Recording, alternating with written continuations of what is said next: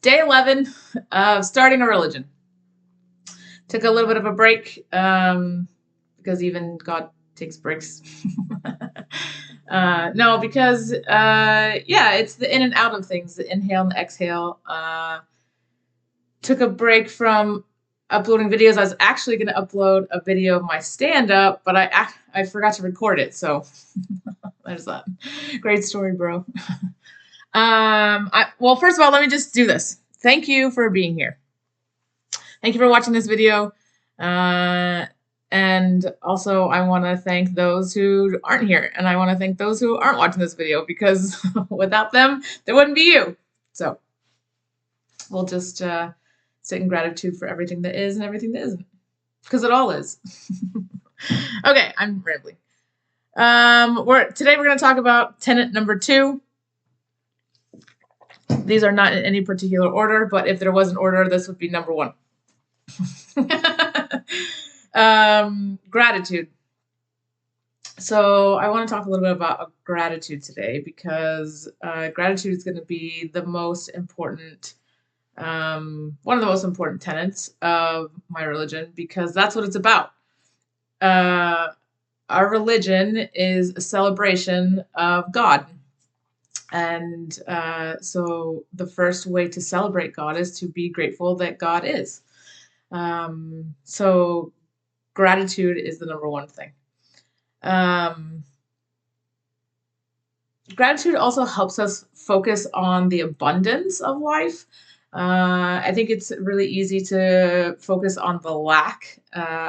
We have a society that profits from our belief that there's a lack and that all the resources are limited, when gratitude actually shows us the abundance of life and the abundance of resources and love and support that we have in our lives. And so gratitude helps us focus on the things that we have instead of focusing on the things that we don't.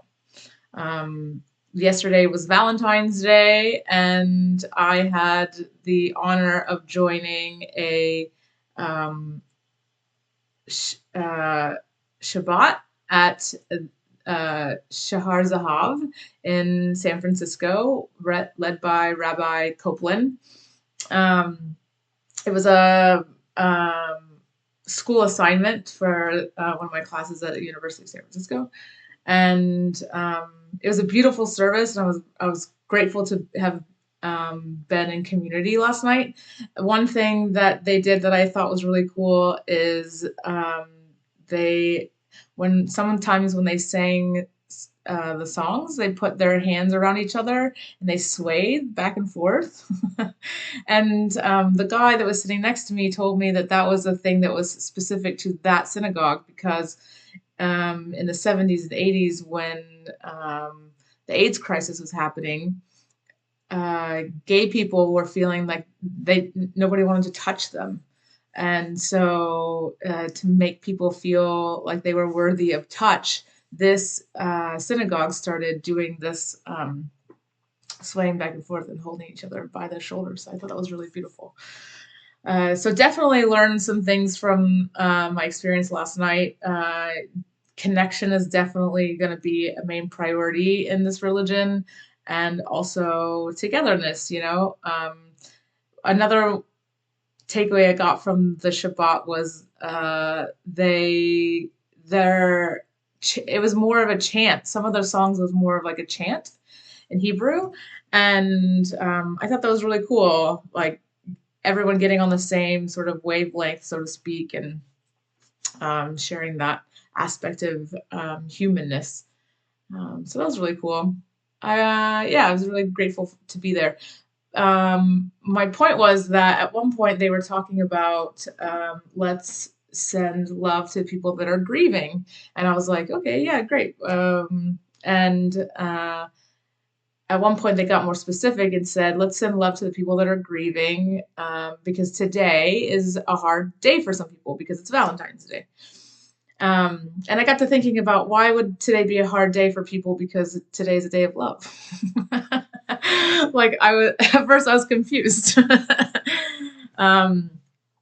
then I was like, oh, I think that they're talking about people that are sad because they don't have um, the kind of love that they feel they want or need. And I was thinking, oh, that's really sad that we're surrounded by love. We're surrounded by God's love and love for each other and love from, our ancestors and those that have were here and have passed and are in spirit. And we're just surrounded by all this abundance of love. How that must feel to be grieving that. So, yeah, I think that we can definitely sit through our feeling of grief. Um, Someone recently told me that grief is just love with nowhere to go. I thought that was really beautiful because, yeah, I feel that there's people in my life that I wish that I could love, but I can't for whatever reason. Um, and so I love them from afar. And there's grief in that, like because I wish that I could love them closer, but yeah, for whatever reason, again, there's boundaries, and I love them from afar. So yeah, there's definitely grief in that. Um, and then I was thinking, if grief is love with nowhere to go, then how do I channel that love into something else? So, do I write poetry? Do I write stand up? Do I start a religion?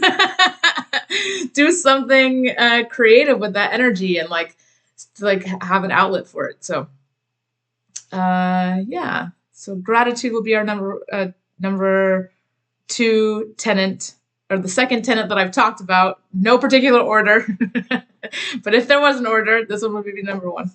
Um, Focusing on the abundance, and more focus on the abundance allows more abundance to flow into your life, because if you focus on the lack, then you'll see lack, and then that will just like continue the cycle. Where if you focus on the abundance, you'll see more abundance, and that allows more abundance into your life. So we're gonna go with that.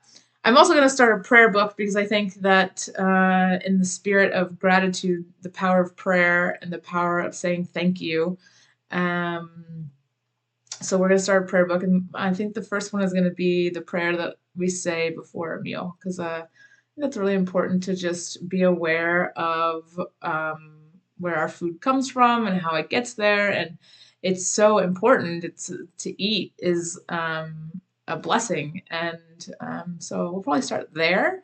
I have a friend who has a really sweet prayer for before she eats, and I've told her that I'm gonna um, take inspiration from her. So, yeah, so we'll start there. And oh, also, I wanted to say I was gonna do my first heart to heart on Sunday, but I grossly underestimated the time that it would take to get me to finish this story, and I want to do it right. So I probably will not do it tomorrow. um, we learned about a social psychologist would call this the planning bias. I learned this in my class, that sometimes we think that it's going to take a certain amount of time, and it ends up taking us way longer. Like when I painted this room, I thought it was going to take me like an afternoon. It took me 4 days. And I was like, oh shit, I underestimated that. But also, I think we overestimate stuff too. So I don't know what the social psychologist was talking about. I cleaned out my garage yesterday, and I thought it was going to take me 4 days, and it ended up taking me like an hour and a half. It felt like such a daunting task for some reason. Okay, that's all I have for today. Thank you for watching, and yeah, God bless you.